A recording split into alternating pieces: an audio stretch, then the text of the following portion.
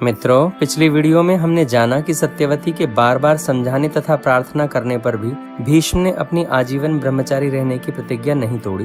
वहीं धृतराष्ट्र, पांडु तथा विदुर का जन्म कैसे हुआ?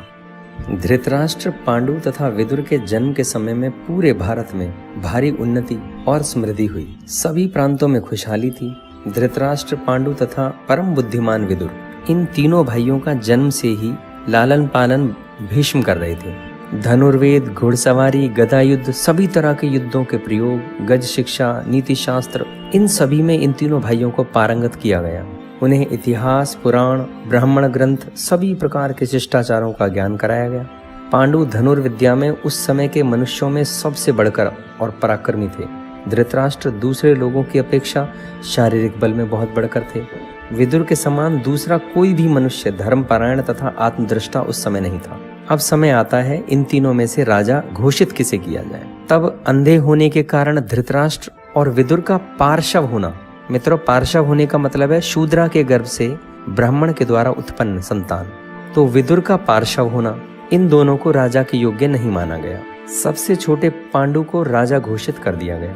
काफी समय गुजर जाने के बाद गंगानंदन भीष्म विदुर से बोले, हे पुत्र विदुर, हमारा यह कुल अनेक सद्गुणों से संपन्न है, संसार में विख्यात भी हो रहा है। पूरे भूमंडल पर सभी राजाओं को जीतकर एक साम्राज्य भी स्थापित करा है। भविष्य में ये इसी तरह बढ़ता रहे, इसके लिए पुत्र तुम्हें और मुझे उपाय करने चाहिए।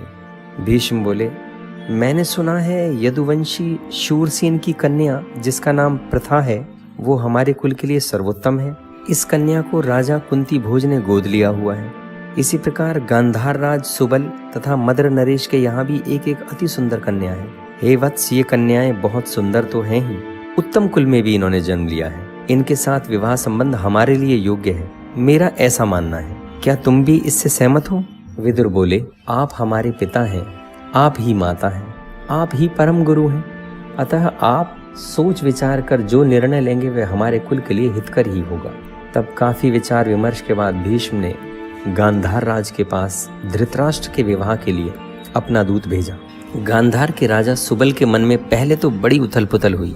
उस समय सर्वश्रेष्ठ कुल, उसकी प्रसिद्धि आदि के बारे में बुद्धिपूर्वक विचार करके अपनी पुत्री गांधारी को धृतराष्ट्र के लिए प्रदान कर दिया। सिर्फ यही नहीं मित्रों, गांधार राज सुबल ने गांधारी की 10 सहोदर बहनें से मित्रों यहाँ मतलब है सगी बहनें, उनका भी विवाह धृतराष्ट्र से ही कर दिया।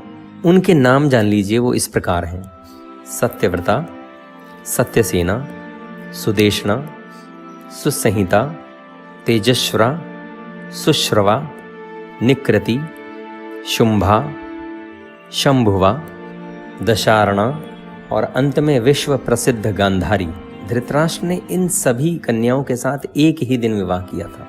जब गांधारी को पता चला कि धृतराष्ट्र अंधे हैं, तब गांधारी ने अपनी आंखों पर भी पट्टी बांध ली थी। गांधारी बड़ी पतिव्रता थी तथा शिव भक्तनी थी और निश्चय किया, मैं सदा पति के अनुकूल रहूंगी और उनके कोई दोष नहीं देखूंगी। मित्रों, मैं आपसे यहाँ यह कहना चाहूँगा, यह गांधार वही जगह है जो अब कंधार है, यानी अफगानिस्तान। यहाँ से धृतराष्ट्र का विवाह हुआ था। दूसरी बात कि हम ये सब जानते हैं कि कौरवों के 100 पुत्र थे। वो 100 पुत्र सिर्फ गांधारी से नहीं थे, ये गांधारी और उसकी 10 बहनों से उत्पन्न 100 पुत्र थे, जो इतिहास के पन्नों में न मालूम किस तरह से क्षत विक्षिप्त हो गए। मित्रों, आगे वैशंपायन जी कथा को जारी रखते हुए राजा जन्मे जैसे बोलते हैं, यदुवंशी शूरसेन की कन्या प्रथा उस समय भूमंडल में सबसे सुंदर थी। शूरसेन एक सत्यवादी राजा थे। उनके फुफेरे भाई कुंतीभोज संतानहीन थे, इसलिए राजा शूरसेन ने कुंतीभोज से यह प्रतिज्ञा की थी कि मैं तुम्हें अपनी पहली संतान भेंट कर दूंगा। तब राजा कुंतीभोज को शूरसेन ने अपनी पहली पुत्री दे दी थी।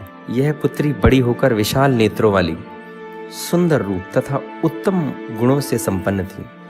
इस कन्या से विवाह के लिए राजा कुंतीभोज से बहुत से राजाओं ने याचना की थी।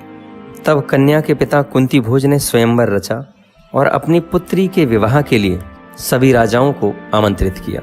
उस स्वयंवर में पुत्री प्रथा ने सभी राजाओं में से भरत शिरोमणि पांडु के गले में जयमाला डाल दी। उसके बाद कुंतीभोज ने शास्त्र विधि के अनुसार अपनी पुत्री का विवाह पांडु के साथ कर दिया। तब पांडु अपनी पत्नी कुंती को लेकर राजधानी वापस आ गए। बाद में शांतुनंदन भीष्म ने पांडु के दूसरे विवाह के लिए विचार किया और वे वृद्ध मंत्रियों, ब्राह्मणों, ऋषियों तथा सेना के साथ मद्रराज की राजधानी में पहुंचे। मद्रराज शल्य ने उनका स्वागत सत्कार किया और उनके आने का प्रयोजन पूछा। तब भीष्म ने शल्य नरेश से कहा कि तुम्हारी एक यशस्विनी बहन जिसका नाम माद्री है, वह बड़े ही साधु स्वभाव की है। मैं उसे अपने पांडु के लिए चाहता हूँ। शल्य यह सुनकर अति प्रसन्न हो गए और उन्होंने अपनी बहन को वस्त्र आभूषणों से अलंकृत करके राजा पांडु को सौंप दिया। भीष्म माद्री को लेकर हस्तिनापुर आए तथा पांडु के साथ विधि पूर्वक विवाह कर दिया। पांडु अपनी दोनों पत्नियों के साथ आनंद पूर्वक रहने लगे। इसके बाद राजा पांडु ने विजय पाने की इच्छा से अपनी विशाल सेना के साथ अनेकों शत्रुओं पर आक्रमण किया तथा सभी राजाओं ने हाथ जोड़कर उनके सामने सिर झुका दिए। वहीं दूसरी ओर भीष्म ने सुना कि राजा देवक के यहाँ एक कन्या है जो शूद्र जातीय स्त्री के गर्भ से एक ब्राह्मण के द्वारा उत्पन्न की गई है। वह भी अति सुंदर और रूपवान है। परम विद्वान विदुर का विवाह उस कन्या के साथ कर दिया। प्रिय मित्रों, इस कड़ी में इतना ही। जल्द ही मिलते हैं अगली कड़ी के साथ। धन्यवाद।